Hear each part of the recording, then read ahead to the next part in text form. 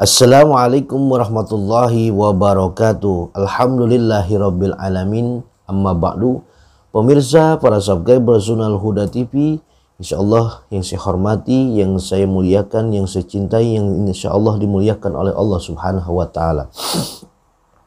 Dukung terus channel Sunnal Huda TV dengan cara like, subscribe, dan share seluas-luasnya, komen sebaik-baiknya.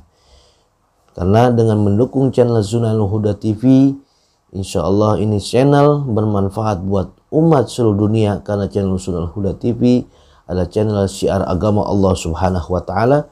Dan terima kasih yang sudah mendukung channel ini. Mudah-mudahan antum semuanya diberikan sehat walafiat, panjang umur, berkah rizki, amin ya Allah ya rabbal alamin. Pemirsa yang dirahmati oleh Allah Subhanahu wa taala, pada bulan ini, detik ini, minggu ini, kita mungkin ada sebagian orang yang kaget dengan perpanjangan yaitu PPKM. Apakah dengan perpanjangan PPKM ini kita harus menangis atau berteriak sekeras mungkin, atau kita stres, atau dengan hal-hal yang lain sebagainya? Memang PPKM ini adalah keputusan kebijakan pemerintah karena berhubungan dengan wabah virus COVID-19. Lalu bagaimana kita menyikapinya?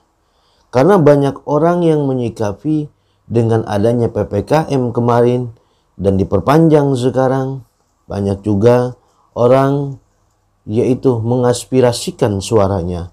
Ada yang keras dengan suara lantang dan ada juga yang dengan lembut.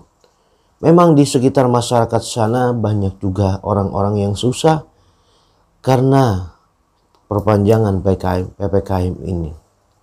Memang sekarang kita ini sedang diuji oleh Allah Subhanahu wa taala. Ujiannya luar biasa kita semuanya. Lalu apa solusinya ketika menemukan kesulitan seperti ini? Kita yakin dengan ayat Allah Subhanahu wa taala dalam Al-Qur'an, fa inna ma'al usri yusra, inna ma'al usri yusra. Sesungguhnya sesudah kemudahan pasti ada. Sesungguhnya sesudah kesulitan pasti ada kemudahan. Ya. Ada kesulitan pasti ada kemudahan. Pasti itu. Asal kita yakin. Nah, dengan adanya kesulitan zaman sekarang ini dengan ekonomi tentunya. Ya, banyak orang yang tidak berdagang gara-gara ada PPKM, ya, atau pembatasan dagang, atau keluar kota, bisnis-bisnis yang lainnya, dagang lainnya jadi terganggu. Apa sih yang harus kita perbuat dan keadaan seperti ini? Sekarang kita pun nggak mampu untuk menyuarakan dengan lantang atau dengan keras atau dengan aspirasi yang lainnya. Kalau kita sudah ikhtiar, sudah ikhtiar, kita sudah menyuarakan, tapi tidak ada perubahan, cukuplah sekarang kita kembali kepada Allah Subhanahu wa taala. Dalam Al-Qur'an dijelaskan, wasta'inu bis-sabri was-shalah. Mintalah pertolongan kepada Allah dengan sabar dan salat. Kuncinya sabar. Kita ini belajar sabar zaman sekarang. Dan rizki yang sudah kita miliki, baik sedikit atau pun banyak, apalagi zaman sekarang merata.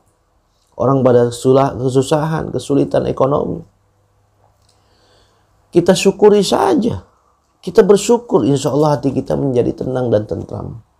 Karena semua makhluk Allah Subhanahu wa taala tentunya ini sudah dikasih rizkinya masing-masing. Tinggal bersabarnya kita. Wasta'inu bis-sabri was-shalah. Mintalah pertolongan kepada Allah dengan sabar dan sholat. Sabar. Ya, memang sabar ini pahit. Tapi Allah akan memberikan kebahagiaan yang luar biasa. Terlebih-lebih nanti ketika orang mendapatkan musibah, baik itu musibah dengan penyakit, musibah dan kesulitan ekonomi, ketika sabar, bersyukur kepada Allah atas pembagian Allah Subhanahu wa taala, maka Allah akan memberikan bukan hanya rizki yang melimpah, tapi Allah akan memberikan nanti terlebih-lebih pahala di akhirat. Apalagi yang bisa kita berbuat? Karena kita tidak mempunyai kekuasaan. Kalaulah pemimpin-pemimpin kita memang menyuarakan atau mengumumkan bahwa COVID-19 ini, PPKM gara-gara COVID-19 ini membahayakan dan bisa melumpuhkan semua aspek, bukan hanya ekonomi, tempat ibadah ditutup dan lain sebagainya. Ini kalaulah memang pemimpin itu jujur, adil dengan ilmu pengetahuannya, maka wajib kita patuhi kalau dia jujur. Tapi wallahu a'lam, ya. Karena kalau tidak jujur juga selamat daripada pengadilan dunia, maka tidak akan selamat pengadilan akhirat. Wallahu a'lam bishawab. Jadi kita sebagai umat muslim dengan keadaan seperti ini, kita tidak mempunyai bisa apa-apa sebab tinggal doa sama Allah. Doa silahul mu'min. Doa itu ada senjatanya bagi orang. Mantapkan keyakinan kita kepada Allah.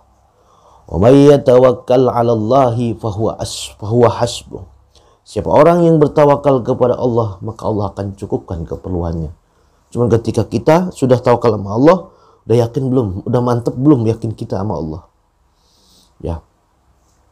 Semuanya makhluk pasti dikasih rizki. Pasti dikasih rizki. Sudah ada pembagiannya. Masalah hasil dan tidaknya itu urusan Allah. Agar ini untuk menentamkan hati kita. Sekarang banyak bersabar, sholat sebagai penolong kita, doa sebagai peminta kita kepada Allah Subhanahu wa Ta'ala. Apalagi kalau kita hanya bisa menangis, berpikir, stres, itu hanya menjadikan penyakit buat diri kita. Penyakit hati, penyakit jasmani, rohani tumbuh dalam diri kita karena gara-gara pikiran stres.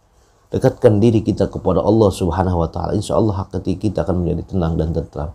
Allah tidak akan tinggal diam bagi hamba-hambanya yang memang dalam kesulitan.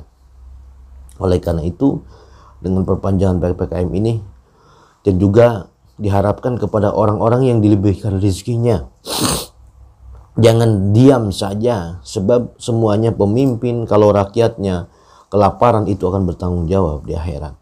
Juga orang-orang yang memiliki harta lebih, lalu melihat saudaranya, tetangganya, dan lain sebagainya, lalu terdiam hanya memikirkan perutnya sendiri kenyang, maka ia pun sama akan mempertanggungjawabkan di hadapan Allah Subhanahu wa Ta'ala. Untuk apa mempunyai harta kalau tidak untuk berbagi dengan sesama? Sebab masih banyak zaman sekarang orang-orang yang sedang kesulitan. Kita bantu.